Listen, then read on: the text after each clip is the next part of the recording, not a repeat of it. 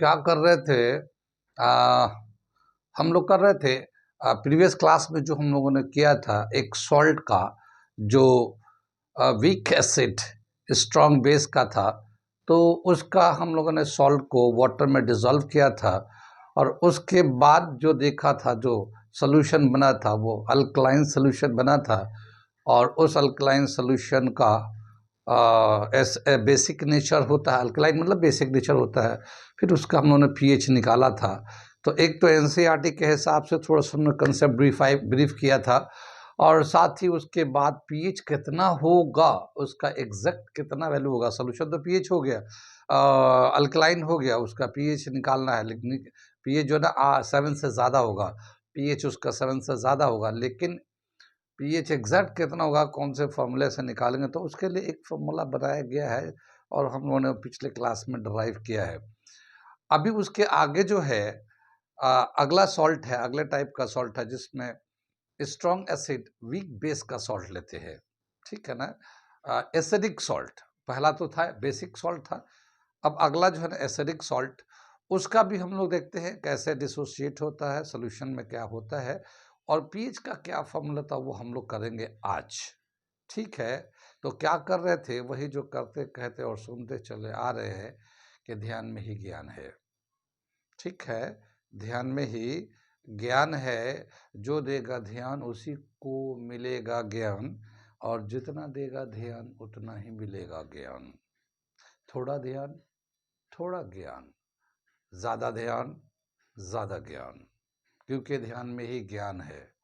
मैं साबिर अली और आप देख रहे हैं ILC से अली क्लासेस, जो अलीगढ़ बेस्ड नीट जेई का रेजिडेंशियल कोचिंग क्लास है। साथ ही AMU, जामिया, BHU और दूसरे यूनिवर्सिटी के दूसरे एंट्रेंस की भी तैयारी कराते हैं, जैसे 9th है, 11th diploma engineer, BSc nursing, CET, CET, paramedical वगैरह वगैरह तैयारियां होती हैं। तो वो लोग जो लोग तैयारी करना चाहते हैं कांटेक्ट कर सकते हैं।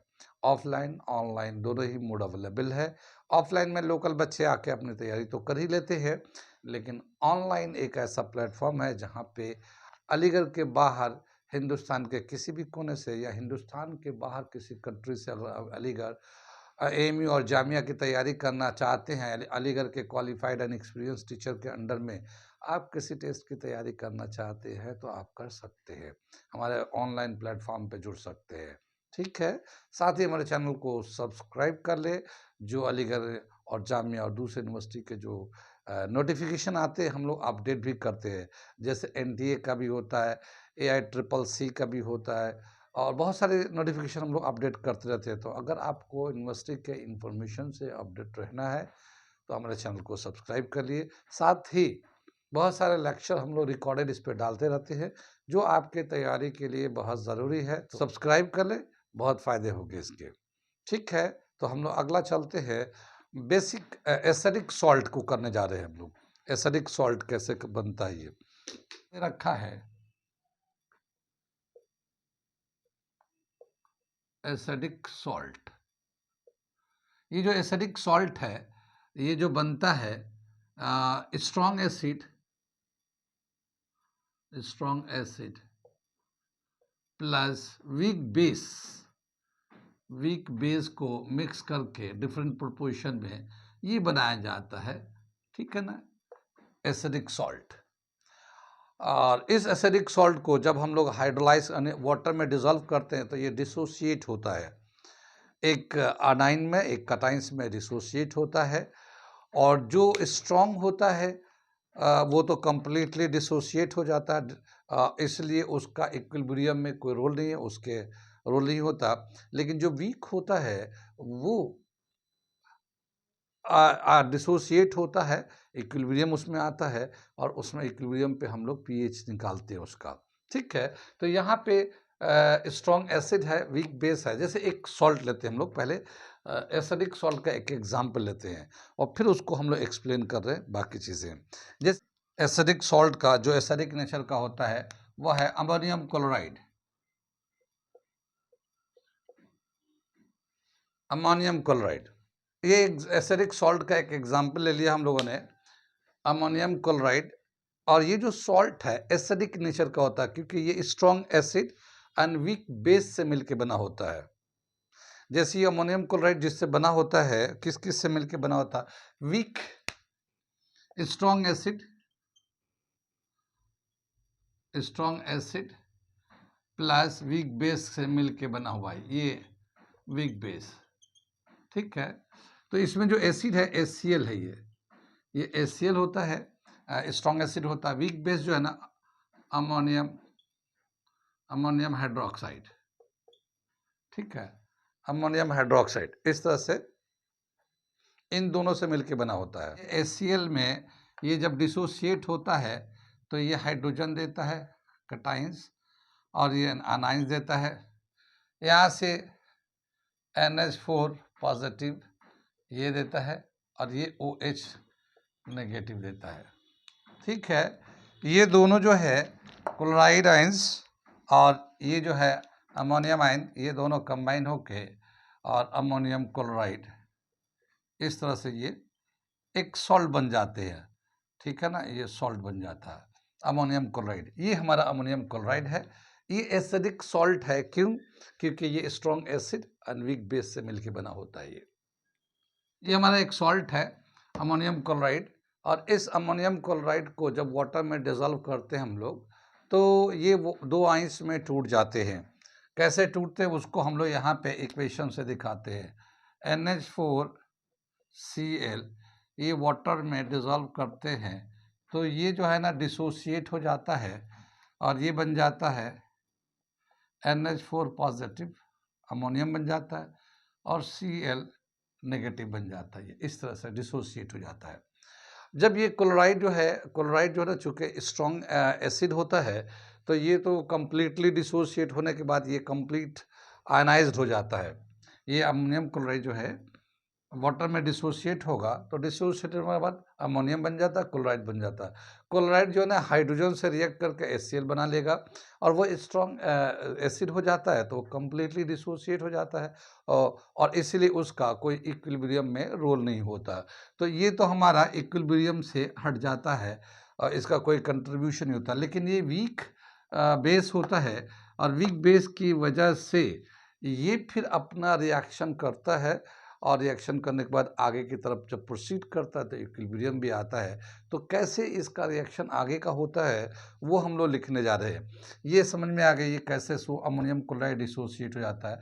अब ये जो अमोनियम है, ठीक है, ये चलेगा और डिसोसिएट होगा और ये बनाएगा अपना वीक बेस। कैसे बनाएगा? यहाँ से देखिए रिएक्शन को। ये हमारा अमोनियम है 4, ये वाटर से रिएक्ट करेगा ये।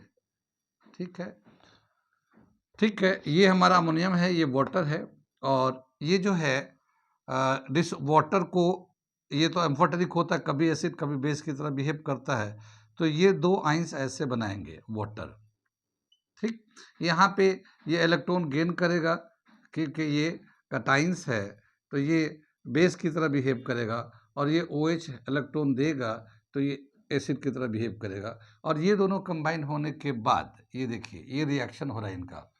ये जो होगा NH4OH ये वीक बेस बन जाएगा, और ये जो हाइड्रोजन आयन है ये हाइड्रोजन आयन बन जाएगा। ठीक है, तो ये हमारा मेन रिएक्शन होगा कि जब अमोनियम आयंस को वाटर में डिसॉल्व करते हैं तो वाटर के साथ वो रिएक्ट करता है, अमोनियम हाइड्रोक्साइड ये वीक बेस बन जाता है और ये हाइड्रोजन आयन प्रोड्यूस करता है। ठीक है, ये वीक बेस बन जाता है। ठीक, और ये हाइड्रोजन आयन प्रोड्यूस करता है। ये रिएक्शन जो है जैसे जैसे ये रिएक्शन होते जाता है, जैसे जितना अमोनियम होगा, ये जो सॉल्ट है कितना हमने लिया है उसका एक कंसंट्रेशन होगा, कितना हमने लिया है उस कंसंट्रेशन के हिसाब से वो सभी डिसोसिएट हो जाएंगे। जितना भी कंसंट्रेशन लेंगे तो अमोनियम क्लोराइड वाटर में डालेंगे तो ये अमोनियम बन जाएगा, ये क्लोराइड बन जाएगा, ये तो स्ट्रॉन्ग एसिड बनता जाएगा, ये हटता जाएगा, ये बचा रहेगा। ये वाटर के साथ रिएक्ट करेगा, रिएक्ट करने के बाद अमोनियम हाइड्रोक्साइड ये वीक बेस बनता रहेगा, ये हाइड्रोजन आयन बनता रहेगा। ये तो OH जो है वो अमोनियम के साथ रिएक्ट करके OH खत्म होते जा रहा है, खत्म होते जा रहा है, क्योंकि वो अमोनियम हाइड्रोक्साइड इस वीक बेस बन जा रहा है। लेकिन जो हाइड्रोजन है वो वाटर में उसका कंसंट्रेशन बढ़ते जा रहा है, हाइड्रोजन आयन का कंसंट्रेशन बढ़ता जाता है। जैसे जैसे हाइड्रोजन आयन का कंसंट्रेशन सॉल्यूशन में बढ़ता जाएगा, ये एसिडिक नेचर का होता जाएगा। ये जो सॉल्यूशन है जहाँ पे इसको ये अमोनियम को डिसॉल्व किया गया है, ये जो सॉल्यूशन है ये एसिडिक नेचर का होता जाएगा, ठीक है? और जब ये एसिडिक नेचर का होगा तो इसका पीएच जो है ना 7 से कम आने लगेगा। तो ये जो हाइड्रोजन आयन है, ये इसकी वजह से ये जो सॉल्यूशन होगा एसिडिक नेचर का होगा। कितनी बात में अब ये जो हाइड्रोजन आयन है, ये जैसे अमोनियम हाइड्रोक्साइड है, ये तो वीक बेस बनेगा। अब इसका भी अपना एक इक्विलिब्रियम आ गया है, आएगा एक गिवन कंडीशन, जो टेम्परेचर होता है 298 पे, तो इसका जो गिवन कंडीशन है उस पे इसका इक्विलिब्रियम आएगा। तो जहाँ पे इसका इक्विलिब्रियम आएगा उतना ही ये बना होगा, उतना ही ये बना होगा, और उतना ही ये हाइड्रोजन आयंस को भी देगा। और उसकी वजह से हाइड्रोजन आयन का एक सर्टेन अमाउंट ऑफ कंसंट्रेशन हो जाएगा, और उसकी वजह से जो पीएच होगा वो कितना होगा हम लोग कैलकुलेट करेंगे। ये बात समझ में आ गई कि ये जो हम लोग अमोनियम क्लोराइड पानी में डिसॉल्व करेंगे तो वो एसिडिक नेचर कैसे हो जाता है, इस हाइड्रोजन की वजह से होता है। और ये जो वाटर है इस तरह से टूटता है, अमोनियम हाइड्रोक्साइड वीक बेस बनता जाता है, हाइड्रोजन आयन का कंसंट्रेशन हो जाता है, और इस तरह से एसिडिक नेचर का होने लगता है। तो मैं यहाँ पे एक लाइन लिख देता हूँ, due to excess of hydrogen ions in the solution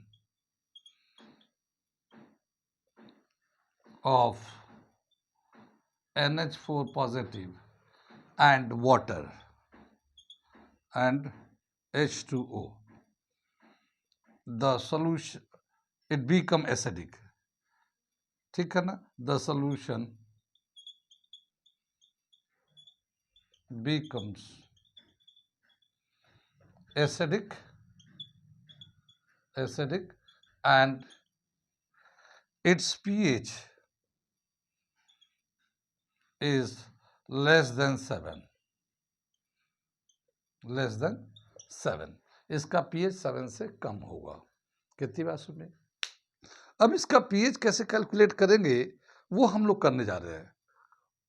कितनी बात सुनिए, pH कैसे इसका आएगा, कैसे कैलकुलेट करेंगे, तो उसको एक हम लोग तरीके से कैलकुलेट करने जा रहे हैं, जैसे हम लोगों ने पिछले लेक्चर में हमने बताया था, ठीक उसी तरह से यहाँ पे भी वो पूरा प्रोसेस होगा। कैसे होगा वो मैं करके दिखाता हूँ, लिख के दिखाता हूँ। ये समझ में आ गया कि ये अमोनियम क्लोराइड कैसे बना हुआ था। मैं इसे मिटा दूँ, ठीक है? तो अमोनियम क्लोराइड इस तरह से बना होता है, मिटा देता हूँ मैं, आगे से शुरू कर रहा हूँ मैं। सबसे पहला रिएक्शन तो यही है, ये हमारा पहला रिएक्शन होता है। मैं यहाँ पे लिख रहा हूँ, इसको क्या दे रखा है, ये जो है NH4 आइंस वाटर के साथ वाटर में डिसॉल्व होता है, डिसोसिएट होता है, और ये NH4OH ये हमारा वीक बेस बन जाता है, और ये हाइड्रोजन आयन कंसंट्रेशन बनता रहता है, ठीक है? अब जब ये ये कितने वाटर को, ये जैसे अमोनिया, जैसे एक अमोनियम आयंस है तो एक वाटर को डिसोसिएट कर देगा, ठीक है? तो वाटर डिसोसिएट, इसी को कहते हैं हम लोग का हाइड्रोलिसिस। हाइड्रोलिसिस बोला था ना, हाइड्रोलिसिस का मतलब to break the water molecule into ions is called hydrolysis. Hydro मतलब वाटर, लेसिस मतलब टू ब्रेक। तो एक मॉलिक्यूल जो है एक वाटर को तोड़ेगा। अगर मान लो 10 अमोनियम आयंस बना है तो 10 वाटर के मॉलिक्यूल टूटेगा, और ये 10 ये बन जाएगा, 10 ये बन जाएगा। अगर 20 है तो 20 ये बनेगा, 20 ये बनेगा।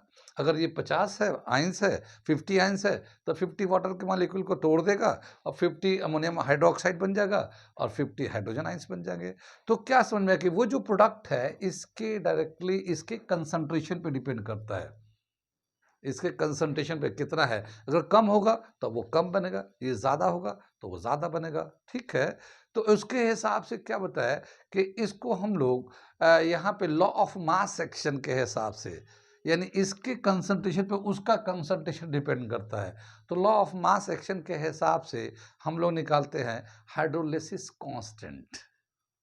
Hydrolysis constant, law of mass action पे बेस पे, क्योंकि जितना ये होगा उतना ही वो बनेगा। तो according to law of mass action, according to law of mass action, hydrolysis constant KH, इसको बोलते हैं केच बोलते हैं, हाइड्रोलिसिस कांस्टेंट। ठीक है, जैसे हम लोग आयनाइजेशन कांस्टेंट ऑफ एसिड के A बोलते हैं, आयनाइजेशन कांस्टेंट ऑफ बेस के B बोलते हैं, ऐसे ही हाइड्रोलिसिस कांस्टेंट कहलाता है। तो इसमें क्या होता है, concentration of product NH4OH and hydrogen, concentration of hydrogen ion is equal upon NH4 positive. ये हमारा लिखते हैं इसको, और ये हमारा वाटर चूंकि एक्सेस में यूज होता है तो इसलिए उसका कंसंट्रेशन 1 आ जाता है। ये हमारा इक्वेशन नंबर 1 लेते हैं। कितनी बात समझ में आई? ये आगे चले हम लोग, तो ये तो बन गया, जितना इसका कंसंट्रेशन उसके हिसाब से इतना बनता गया, और ये हम लोगों ने KH हाइड्रोलिसिस कांस्टेंट लिख दिया। इसको लिखते चलिएगा साथ साथ, क्योंकि इसके क्वेश्चन पिछले क्लास में देखा ही था कितना हम लोग बनना था, तो थोड़ा मिटाना भी पड़ता है। ठीक, अब क्या बताया कि अब ये जो एसिड बना है वीक एसिड है, तो जब जितना भी बन गया, लेकिन वो मॉलिक्यूल जो है, फिर वो वीक एसिड जो बनेगा, अमोनियम हाइड्रोक्साइड जो बनेगा, वो एक्सटर्नल कंडीशन के हिसाब, टेम्परेचर के हिसाब से वो डिसोसिएट होगा फिर से, और फिर से वो इक्विलिब्रियम गेन करेगा, इक्विलिब्रियम गेन करेगा। यहाँ पे इक्विलिब्रियम नहीं है, यहाँ तो टूटा, जितना ये कंसर्न उसके हिसाब से बनता गया, टूटता गया, ज़्यादा से ज़्यादा बन गया, ये वाला आइंस ज़्यादा से ज़्यादा बना हुआ, ठीक है ना। अब ये जो बेस है, अमोनियम हाइड्रोक्साइड बेस है, ये डिसोसिएट करेगा, और फ्रैक्शन ऑफ मॉलिक्यूल इसका डिसोसिएट करके इक्विलिब्रियम गेन करेगा, इक्विलिब्रियम आएगा। तो उसका जब आएगा तो कैसे लिखेंगे वो देख रहे हैं हम लोग। तो अमोनियम हाइड्रोक्साइड है, ये जो है इस तरह से डिसोसिएट करता है, और ये अमोनियम आइंस बनते हैं, प्लस OH आइंस बन जाते हैं। ठीक है, और ये वीक बेस था, तो Kb का जो वैल्यू होगा हमारा, ये concentration of NH ammonium hydroxide, OH hydroxide upon ammonium hydroxide, ये आ गया हमारा। ये दूसरा इक्वेशन हो गया। कितनी बात समझ में आई? ये जो अमोनियम हाइड्रोक्साइड था वीक बेस था, जब वो सोल्यूशन में होगा तो वो वीक बेस है, तो डिसोसिएट करेगा एक्सटर्नल कंडीशन के हिसाब से, और डिसोसिएट करने के बाद जो प्रोडक्ट बनेगा उसका ये बनेगा। तो इसका जब ये इक्विलिब्रियम गेन कर लेगा तो उस वक्त Kb निकालेंगे, ionisation constant of weak base. Weak base है ना, ये वीक बेस है, तो ionisation constant of weak base Kb, इसका हम लोगों ने ये रिलेशन निकाल दिया। कितनी बात सुनिए। अब इन दोनों को मल्टीप्लाई करते हैं और एक तीसरा रिलेशन निकालते हैं। इधर से मैं मिटा दूँ, ये यहाँ से मिटा देते तो ये तो लिख लिया आप लोगों ने। को मल्टीप्लाई करें तो क्या लिखेंगे, multiplying equation 1 and 2, multiplying equation 1 and 2, ठीक है, इसको मल्टीप्लाई करते हैं तो क्या आ जाएगा,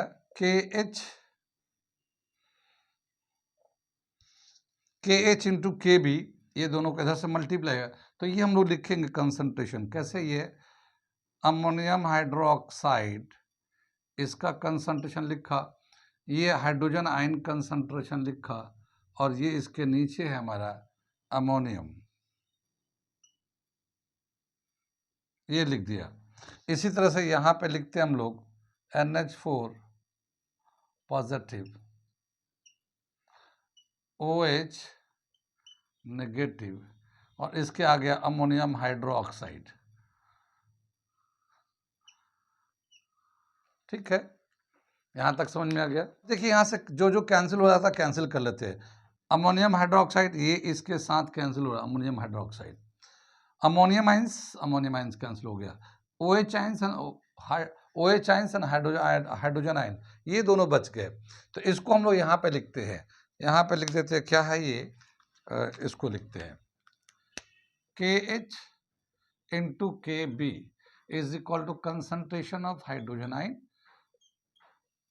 एंड OH आयन, ये आ गया। ये जो है concentration of hydrogen ion into concentration of OH ion, ये जो होता है आयनिक प्रोडक्ट ऑफ वाटर के बराबर होता है, KW के बराबर होता है। ठीक है, ये 3 स्टेप तो समझ में आया, तीसरा इक्वेशन तो समझ में आया, तीनों इक्वेशन समझ में आ गया ये। यहाँ से हम लोग एक KH का वैल्यू निकाल लेते हैं। यहाँ से हम लोग KH का वैल्यू निकाल लेते हैं, आगे यूज है तो KH is equal to KW upon KB। ये हमारा तीसरा इक्वेशन आ गया ये, ठीक है ना।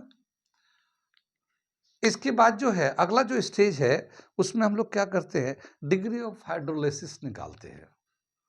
डिग्री ऑफ हाइड्रोलिसिस का क्या मतलब हुआ कि ये अमोनियम आयन जो हमारा अमोनियम क्लोराइड से डिसोशिएट होकर आया है अमोनियम आयंस, तो उसका कितना अमोनियम आयंस, उस कितना हम लोगों ने लिया है अमोनियम क्लोराइड का सॉल्ट, उसका कितना कंसंट्रेशन लिया है, अमोनियम क्लोराइड जो सॉल्ट है उसका कितना कंसंट्रेशन हम लोगों ने लिया है, कितना मोल लिया है, तो उसी के हिसाब से ये इतना अमोनियम आयंस बना होगा और क्लोराइड आयंस बना होगा। तो इसका जो कंसंट्रेशन जो है ना, सी इनिशियल कंसंट्रेशन है। जब ये वाटर से रिएक्ट करने लगेगा तो ये इस तरह से बनेगा, अमोनियम हाइड्रोक्साइड वाटर बन जाएगा ये, ठीक। अब जब ये बनेगा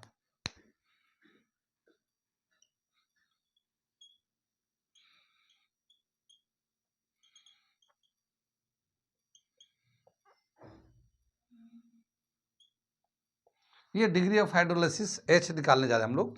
तो यहाँ पे हम लोग देखा कि ये जो इक्विलिब्रियम आया है यहाँ पे, तो ये रिएक्शन, उस रिएक्शन को लेते हैं हम लोग, NH4 पॉजिटिव वाटर से रिएक्ट करा रहे हैं, ये उसी रिएक्शन को लिखेंगे हम लोग।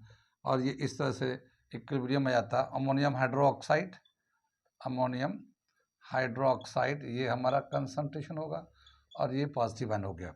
अब क्या होगा, जिस वक्त इक्विलिब्रियम में मान लो इसका कंसंट्रेशन तो C था हमारा इनिशियल कंसंट्रेशन, तो ये 0 था, लेकिन जब इक्विलिब्रियम आ गया यानी जितना इसको इससे कंबाइन करना था इतना बना दिया, तो एक इक्विलिब्रियम आ जाएगा।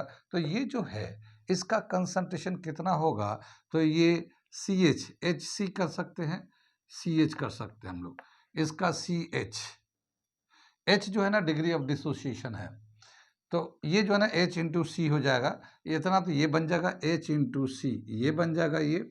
और यहाँ पे इनिशियल कंसेंट्रेशन इतना था, जब इतना डिसोसिएट होकर ये बन गया उधर जाके, तो जाहिर है उतना हम लोग माइनस कर देंगे, HC माइनस कर देंगे, ठीक है। यहाँ से C1 माइनस H ही आ जाएगा।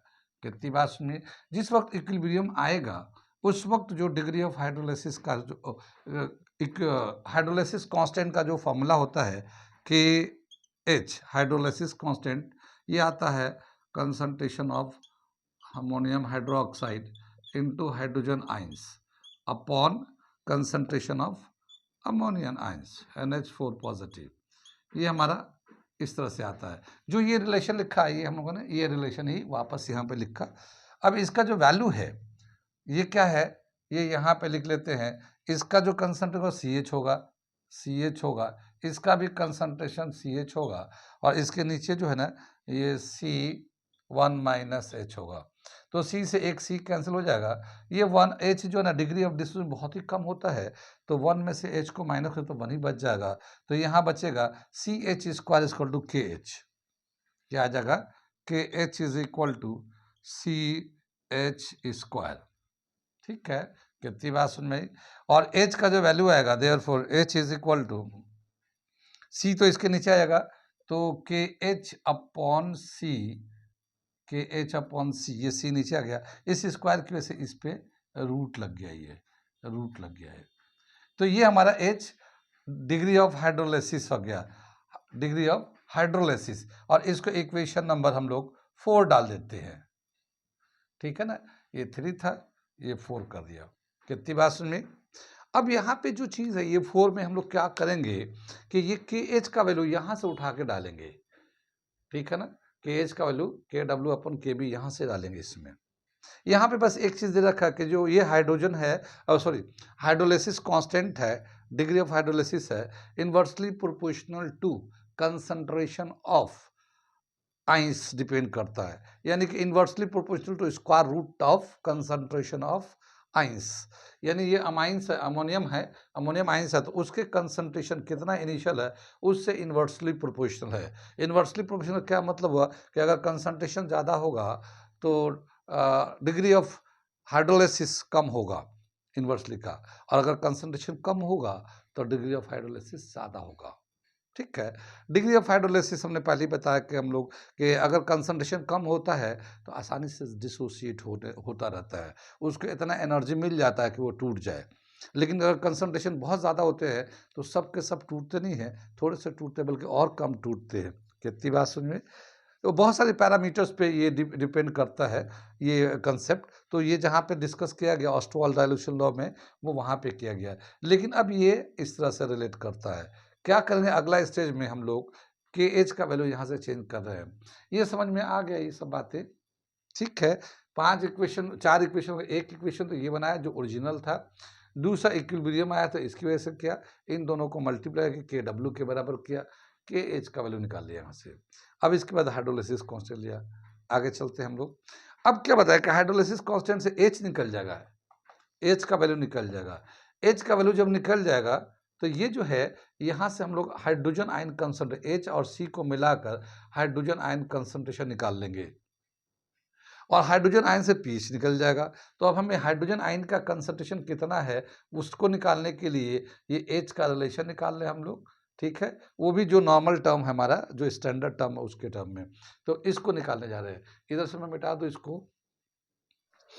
यहाँ पे हम लोग एच का पुटिंग द वैल्यू ऑफ के H, putting the value of के एच इन इक्वेशन 4। ये 4 है ना, इसमें केज का वैल्यू यहाँ से फ्रॉम इक्वेशन 3, फ्रॉम इक्वेशन 3 में से लेके इसको 4 में डालते हैं। तो h इज इक्वल टू क्या होगा, रूट के एच अपॉन सी। के एच इसको वैल्यू लेंगे तो क्या आ जाएगा, के डब्ल्यू अपॉन के बी इंटू सी, ये हो जाएगा हमारा। ठीक है ना, के डब्ल्यू अपॉन के बी इंटू सी, ये हमारा एच का वैल्यू आ गया। ये इक्वेशन हम लोगों ने 5th लिख दिया, इसको 5th बना दिया। अब हम लोग निकालने जाते हैं कंसंट्रेशन ऑफ हाइड्रोजन आयन। यहाँ पे जो कंसंट्रेशन बन रहा है, क्योंकि पीएच निकालना है तो कंसंट्रेशन ऑफ हाइड्रोजन आयन क्या आ जाएगा, हाइड्रोजन आयन का कंसंट्रेशन कितना आ जाएगा, वो सी एच के बराबर है। ठीक है ना, ये सी एच के बराबर, एच सी एच के बराबर है। यहाँ पे एच का वैल्यू तो हमारे पास ये है, तो इसको एच का वैल्यू डाल देते हैं, के डब्ल्यू अपॉन के बी इंटू सी। सी को अंदर ले जाएंगे तो 2 दफ़ा लिखेंगे, तो एक दफ़ा तो ये इससे कैंसिल हो जाएगा, और ये हो जाएगा के डब्ल्यू इंटू सी अपॉन के बी। ये हमारा कंसंट्रेशन ऑफ हाइड्रोजन आयंस आ गए। अब इसके बाद हम लोग निकालेंगे, ये हमारा समझ में आ गया। ये इसको चाहे तो 6 नंबर इक्वेशन कर सकते हैं। ठीक है, अब हम लोग पीएच निकालते हैं। Now pH is equal to, pH को कैसे डिफाइन करते हैं, negative log of hydrogen ion concentration. ठीक है, negative log of hydrogen ion concentration. लेकिन ये जो हाइड्रोजन है इसका कंसंट्रेशन इसके बराबर है, तो हम लोग क्या करेंगे, माइनस लॉग, और ये चीज डाल देते हैं, के डब्ल्यू इंटू सी अपॉन के बी। कितनी बात सुन रही है, ये हम लोगों ने हाइड्रोजन आयन कंसंट्रेशन की जगह पर डाल दिया। ठीक, यहाँ पे क्या होगा, ये माइनस, अब पहले तो हम लोग माइनस को बाहर ही रहते हैं, लॉग ले लेते हैं इसको। तो लॉग लेंगे तो क्या होगा, ये जो है रूट है, तो जो पावर होता है, रूट मतलब 1/2 का पावर है, लॉग लेंगे तो 1/2 पहले आ जाएगा। तो ये 1/2 हम लोग पहले ले लेते हैं, 1/2 पहले ले लिया, पावर पहले आ गया। अब यहाँ पे के डब्ल्यू इंटू के सी है, ये दोनों मल्टीप्लाई में है और ये डिवाइड में है, तो जो मल्टीप्लाई में होता है वो प्लस हो जाता है और जो डिवाइड में होता है वो माइनस हो जाता है। तो इसको लेंगे हम लोग, लॉग के W plus log c minus log के बी। ये हमारा इस तरह से लॉग लेने के बाद आ जाएगा। इस माइनस को अंदर ले जाएंगे, मतलब उसको शिफ्ट करेंगे तो क्या आ जाएगा, ये 1/2, ये बाहर ही रहने देते हैं, ये तो सबके लिए है, माइनस लॉग के डब्ल्यू माइनस लॉग सी। ठीक है, और माइनस माइनस यहाँ से आएगा तो माइनस, ये माइनस माइनस प्लस हो जाएगा, लेकिन हम लोग इसको माइनस में ही रहने देते हैं, ये हम लोग माइनस में ही रहने देते हैं। मैं एक अलग से कलर से बनाता हूँ, ये माइनस में और ये भी माइनस में आ गया, तो ये माइनस लॉग के बी, हम ये इसको अलग से लिख रहे हैं थोड़ा सा यहाँ पे एक चीज समझाने के लिए। आगे चले हम लोग, यहाँ समझ में आ गया ये। यहाँ से जो है फाइनल जो रिलेशन हम लोग लिखने जा रहे हैं वो क्या है, ये 1 pH is equal to 1/2 minus log of K W को पी के डब्ल्यू लिख सकते हैं ये, ठीक है, पीछे भी किया हम लोगों ने। माइनस लॉग सी को plus minus minus minus log C लिख देते हैं, ठीक है। और यहाँ पे जो है ये माइनस तो ऐसे ही रहेगा, और माइनस लॉग के बी को, इसको माइनस लॉग के बी को पी के बी भी लिख सकते हैं, इसको इस तरह से, इसको पूरे को माइनस लॉग के बी को पी के बी लिख दिया, और माइनस बाहर का था ही था ये। कितनी बात समझ में, आगे चले कुछ समझ में बात आ रही है ये, ठीक है। तो ये हमारा रिलेशन आ गया पीएच का, इसको थोड़ा सा ऑर्डर में लिख देते हैं हम लोग, इधर से मिटा दें हम लोग, ठीक।